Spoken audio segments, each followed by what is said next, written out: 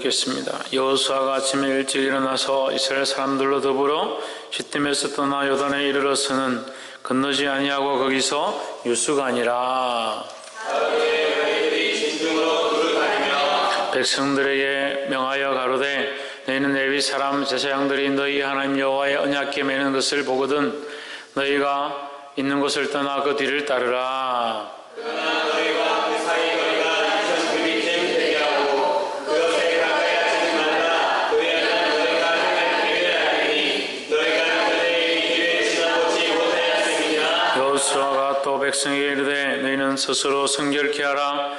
여호와께서 내일 너희 가운데 기사를 행하시리라. 여호수아가 또 제사장들에게 말하여 이르되 언약궤를 들고 백성의 앞서 건너라 하매 곧 언약궤를 들고 백성의 앞서 나아가니라. 여호와께서 여호수아에게 이르시되 내가 오늘부터 시작하여 오늘을 온 이스라엘 목전에서 크게 하여 내가 모세와 함께 있던 것 같이 너희와 함께 있는 것을 그들로 알게 하리라.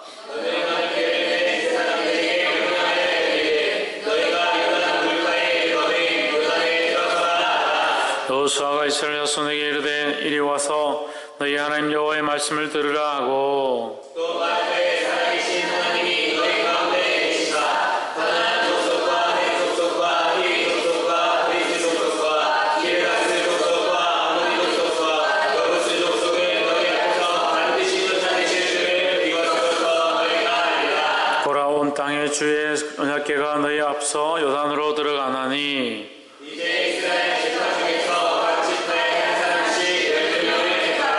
온 땅에 주 여호와의 궤를 맨 제사장들의 발바닥이 요단물을 밟고 멈추면 요단물 곧 위에서부터 흘러내리던 물이 끊어지고 쌓여 서리라. 백성이 요단을 건너려고 자기들의 장막에 떠날 때 제사장들이 언약궤를 들고 백성 앞에서 나아가니라. 요단이 몸에 거두는 시기에는 항상 언덕에 넘치더라. 궤를 맨 자들이 요단에 이르며 궤를 맨 제사장들의 발이 물가에 잠기자. 곧 위에서부터 흘러내리던 물이 그쳐서 사르단에 가까운 거리에 있는 가나안 성의 군단들이 일어나 한 곳에 쌓이고 아라바의 바다 여기로 나가는 물을 온전히 끊어지매 백성이 이들고 앞으로 바로 건널 때 여호와의 언약궤를 맨 같이 읽읍시다. 여호와의 언약궤를 맨 제사장들은 요단 가운데 마른 땅에 굳게 섰고 온 이스라엘 백성은 요단 땅을 건너갔더라. 아멘. 할렐루야. 우리 옆에 성도 인사하겠습니다. 사랑합니다. 축복합니다. 할렐루야. 여호수아서 3장 우리가 이 말씀을 함께 나누겠습니다. 3장 말씀은 이제 이스라엘 백성이 드디어 이제 가나안 땅에 입성한다. 어떻게 입성하느냐? 요단강을 건너면서 입성하게 된다는 거죠. 요단강을 건너는 그들 앞에 있는 이 장벽이 하나 있다는 겁니다. 뭐냐면 요단강인 겁니다. 그래서 우리가 이 요단강을 건너는 것을 가지고 인생에 건너야 할 강이 두 가지인데 홍진우 몇 가지라고? 몇 가지라고?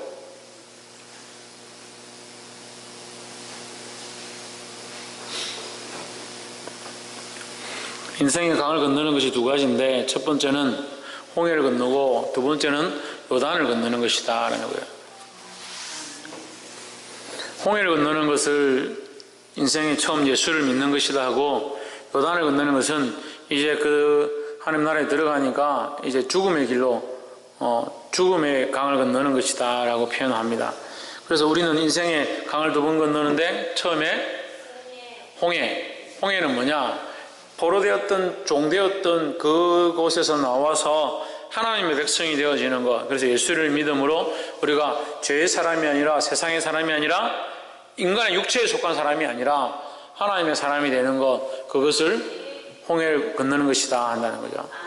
그럼 이 광야 생활, 그러면 이 인생의 지금 살아가는 인생의 예수 믿고 살아가는 인생의 모습이 뭐냐? 광야 생활의 모습이다 하는 거죠.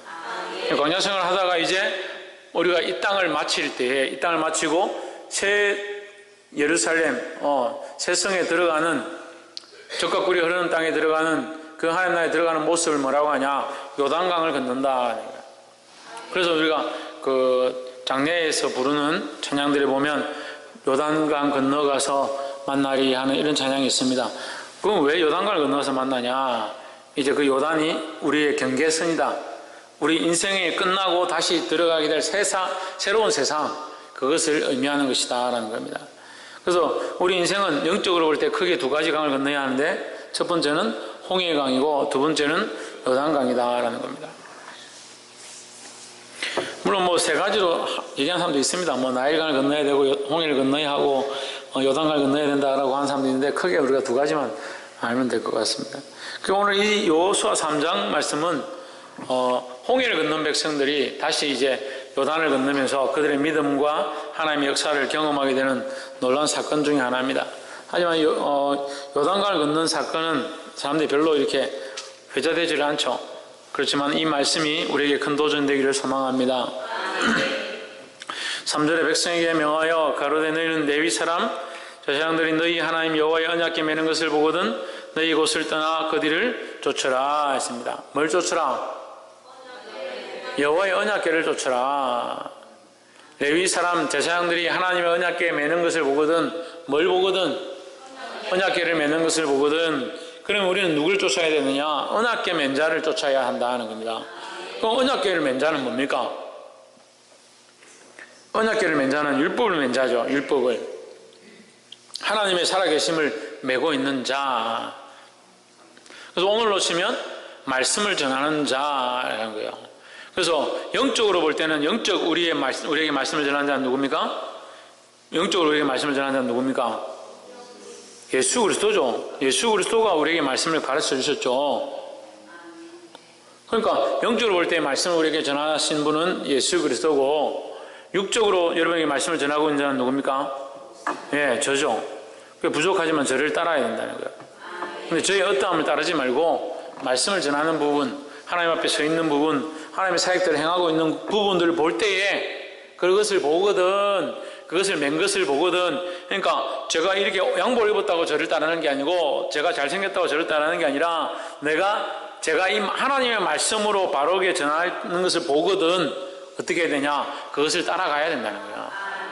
그 여호와의 언약궤 매는 것을 보거든 너희가 있는 곳을 떠나 누구를 따르라? 언약궤 맨 자를 따르라 하는 거죠. 근데 따르는데 어떻게 따르냐? 앞 따르냐, 뒤 따르냐, 옆 따르냐, 이게 우리가 세 가지로 볼 수 있죠? 앞 따릅니까? 뒤 따릅니까? 옆 따릅니까? 뒤 따라야 됩니다. 뒤 따라야 됩니다. 꼭 앞서는 사람들이 있습니다. 말씀보다 기도보다 앞서는 사람들이 있습니다. 그러니까 항상 문제가 일으키는 거죠. 말씀보다 기도보다 자기 생각으로 앞서고 자기가 하고 싶은 게 앞서는 겁니다. 앞서지 않기를 소망합니다. 그럼 앞서지 않으려면 어떻게 해야 합니까?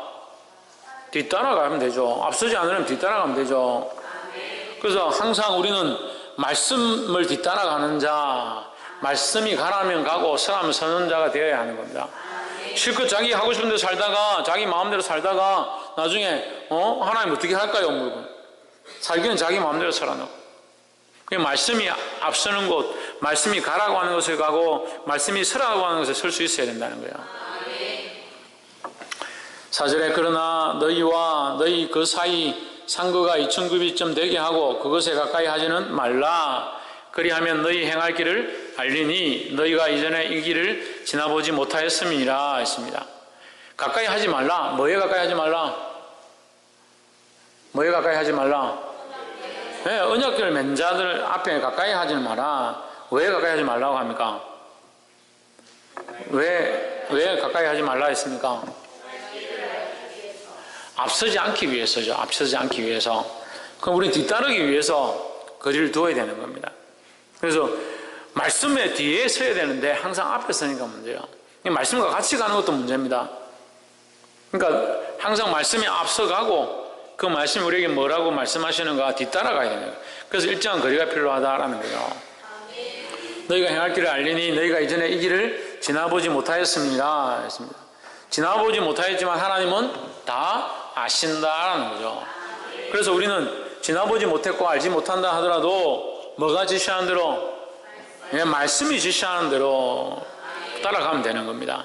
옆에 사람 보십시오. 말씀이 지시하는 대로 순종합시다. 그래서 말씀이 지시하는 대로 순종하는 모습이 뭐라고 했습니까? 어떻게 하는 것이다? 뒤따르는 것이다. 뒤따르는 것이다. 항상 이것을 잊지 마십시오. 말씀을 앞서가는 게 아니라 말씀 앞에 가서 내 살다가 말씀이 뭐라 했을까? 이게 말씀이 여기서 뭐라 할까? 이렇게 하는 것이 아니라 항상 말씀을 먼저 생각하고 하나님이 우리에게 뭘 원하실까를 먼저 생각하는 것이 필요하다는 겁니다. 그래서 말씀을 앞서지 아니하고 말씀을 뒤따라가 주의 거룩한 뜻을 이루기를 주님의 이름으로 축복합니다. 두 번째로 5절에 여호수아가 또 백성에게 이르되 너희는 스스로 성결케 하라. 뭐하게 하라? 성결케 하라. 여호와께서 내일 너희 가운데서 기이한 일들을 행하시리라 했습니다. 하나님이 거룩한 일들을 행하고 하나님이 있는 곳에 우리는 어떠한 모습으로 나아가야 하느냐? 성결함으로 나아가야 한다는 겁니다. 이것은 바꿔서 말하면 우리의 성결함을 통해서 하나님의 거룩이 나타난다라는 겁니다. 그럼 우리가 성결치 못하면 하나님의 거룩이 나타나지 않느냐? 그렇지 않죠. 성결이 우선은 아니지만 하나님의 거룩이 있는 곳에 우리의 성결함들이 요구된다라는 거죠. 이게 어렵습니다. 하나님의 임재가 있는 곳에 우리에게 성결이 요구되는 것이지, 우리가 성결하고 정결하고 깨끗하고 좋은 옷을 입고 예배를 준비하고 나아가면 하나님의 거룩이 임하느냐 아니라는 거예요. 하나님의 거룩이 임하고 하나님의 역사가 임하는 것은 성결과 관계가 없습니다. 하지만 하나님의 그 거룩 앞에 우리가 어떻게 성결하지 않을 수 있느냐는 거죠. 그래서 하나님 앞에서는 우리가 어떻게 가야 된다? 성결하게 나아가야 된다는 거예요. 그래서 우리가 성결함으로 하나님의 역사를 볼 수 있고, 우리가 성결함으로 하나님이 일하시는 것들이 우리를 통해서 흘러갈 수 있다는 겁니다. 또한 중요한 것은 우리가 성결치 못하면 이게 문제가 있는 거예요. 우리가 이 하나님의 은혜를 흘러가게 하는데 성결치 못하고 더럽고 이물이 끼어있고 죄의 여러 가지 것들로 얼룩져 있으면 여기에 하나님의 은혜가 제대로 흘러가지 못한다. 하나님의 능력이 없어서, 하나님의 힘이 없어서 흘러가지 못하는 것이 아니라 우리의 더러움 때문에 이 은혜가 온전케 전달되지 못한다는 거예요. 그래서 우리에게 뭐가 필요하냐? 성결함들이 필요하다는 겁니다. 하나님의 은혜가 없어도 성결해야 하고, 하나님의 은혜를 사모하면 사모할수록 더욱 성결함으로 나아가야 된다는 겁니다. 할렐루야. 성결함이 하나님의 역사를 오게 하는 것은 아니지만 하나님 앞에 성결해야 하나님의 역사를 더 밝히 볼 수 있고 그 역사가 강하게 있다는 겁니다. 그래서 이 성결과 하나님의 역사하심은 연결되어 있다는 겁니다. 하나님 앞에 우리의 모습들을 날마다 성결하게 하여 주의 거룩한 일들이 일어나게 되기를 주님으로 축복합니다. 그래서 최근에 제가 계속 좀 야단을 치고 좀 책망하고 이렇게 했는데, 여러분 오해하지 마시고, 제가 여러분들 뭐 미워할 것도 없고 다 이뻐 보이고 좋아 죽겠는데 제가 왜 뭐라 하겠습니까? 하지만 제가 가지고 있는 달란트는 이게 다 볼 수 없지만 느껴지는 겁니다. 그냥 답답한 겁니다. 왜 답답하냐? 두 가지 마음을 품는 겁니다. 하나님 앞에 와 있는 백성에게 하나님 뭘 원하신다? 성결을 원하신다. 성결을. 그 중심을 원하는 게 더러운 중심을 원하는 게 아니라, 우리 마음을 원하는 게 더러운 마음을 원하는 게 아니라 하나님 앞에 성결함을 원하는데, 비록 죄를 짓지 않았다 하더라도 겉으로는 멀쩡하게 앉아있지만 속은 불평불만하고, 겉으로는 멀쩡하게 앉아있지만 마음속에 두 마음을 품고 있고, 그 하나님 기뻐하지 않는 거예요. 제가 분명하게 말씀드리는데 교회 안에, 우리 안에 이미 깨어짐들이 있었습니다. 깨어짐의 일들이 2번, 3번 있었습니다. 근데 그 깨어짐의 일들이 있을 때마다 그 일들이 어디서 왔는가 보세요. 그게 성결함에서 오는 게 아닙니다. 두 마음 품거나 불평불만하거나 다른 생각을 하거나 수근수근하거나 인간적인 방법들을 모의할 때에 꼭 그런 일들이 생기는 거예요. 지금 우리 교회가 큰 행사를 앞두고 있습니다. 여러분, 이것이 아무것도 아닌 것처럼 생각하고 때로는 뭐 그냥 뽑아도 애들이 모르고 뽑다 보니까 뽑힌 거 아니냐? 천만의 말씀이에요. 하나님 앞에 세워지는 겁니다. 그럼 하나님 앞에 세워졌으면 어떻게 해야 합니까? 성결해야죠. 성결해야 하나님의 역사가 있고, 성결해야 하나님 앞에 쓰임을 받고, 성결해야 그 삶을 통해서 하나님의 은혜가 흘러가지요. 세워진 자들은 어떻게 해야 되냐? 더더욱 하나님 앞에 성결하기를 힘써야 되는 거예요. 그리고 이게 안 되면 어떻게 됩니까? 오히려 더 걸림이 되고 문제가 되는 거예요. 선결함으로 하나님의 교회를 세우고 하나님의 영광을 드러내고 하나님 기뻐하신 은혜가 흘러가게 해야 되는데 선결함이 없으면 어떻게 돼요? 세워지긴 세워지지만 선결함이 없다. 목사로 세워지긴 세워지는데 선결하지 않다. 얼마나 심각합니까? 권사로 세워지는데 선결하지 않다. 얼마나 심각합니까? 심각한 문제라니까요. 그럼 선결이 어렵냐? 우리가 10년 동안 갈고 닦아서 성결을 찾아다니고 묵상을 해서 돌을 찾아서 성결이 뭘까 찾아야 되냐? 안 그렇습니다. 두 마음을 품은 거, 간사한 마음이 있는 거, 감정이 올라오는 거, 이것을 정비하고 하나님 앞에 하나님만 바라보고자 하는 게 그게 성결이죠. 그것은 단 1초만 해도 가능해요. 하나님 앞에 내가 성결하게 합니다. 아멘. 내 마음에 정하지 않는 생각들, 다른 마음들, 의심하는 것들, 불평불만하는 것들, 음란한 것들 주여 씻겨주시옵소서. 그거 바라보지 않고 하나님만 바라보겠습니다. 그럼 성결이 되는 거예요. 할렐루야. 그래서 하나님의 역사가 있기를 원한다면 성결에 힘써야 된다는 겁니다. 옆에서 한번 보십시오. 성결함을 힘씁시다. 누구 앞에서? 하나님 앞에서. 하나님 앞에서. 마지막으로 하나님은 우리에게 뭘 요청하시는가? 믿음을 드러내라 하는 겁니다. 뭘 드러내라? 믿음을 드러내. 믿음을 보여야 된다는 거예요. 14절에 백성이 요단을 건너려고 자기들의 장막을 떠날 때 제사장들은 언약궤를 메고 백성 앞에서 행하니라. 여기도 있죠? 언약궤가 앞서 행하냐. 앞서 행하고 백성들이 따라가는 겁니다. 항상 말씀이 앞서가야 된다는 거예요. 15절 요단이 몸에 거두는 시기에는 보리를 추수하는 때에는 항상 물이 넘쳐서 언덕까지 찬다는 거예요. 궤를 맨 사람들이 요단에 이르며 궤를 맨 제사장들의 발이 물가에 잠기자 했습니다. 출애굽할 때에 이스라엘 백성이 홍해 앞에서 어떻게 합니까? 백성들은 아무것도 안 합니다. 뭐만 합니까? 오히려 원망하죠. 우리가 여기서 죽겠다. 원망하죠. 누가 홍해를 가릅니까? 모세를 쓰셔서 홍해를 가릅니다. 모세가 지팡이로 물을 치니까 물이 갈라졌습니다.